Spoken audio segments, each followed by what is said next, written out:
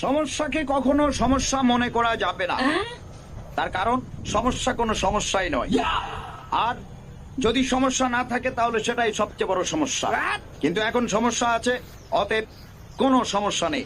তার কারণ হলো সমস্যার মাধ্যমেই সমস্যাকে সমস্যার মধ্যে ফেলে দিতে হবে। অনেক সমস্যার ভিড়ে একটি সমস্যা হলো নানামুখী সমস্যা। কিন্তু কোন রকম সমস্যায় যদি সমস্যা করতে না পারে তাহলে তো কোনো সমস্যাই নেই। আবার যদি সমস্যা এসে সমস্যাকে আবার সমস্যা করে দেয় তাহলে এটা আরো একটি সমস্যা।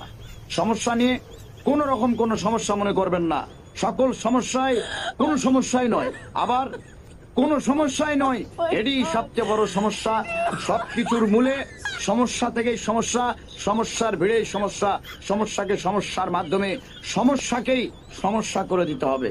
অতএব কোন রকম কোন সমস্যা নিয়ে আর কোনো সমস্যা নেই। সকল সমস্যা অলরেডি এখন সমস্যার মধ্যে পড়ে গিয়েছে।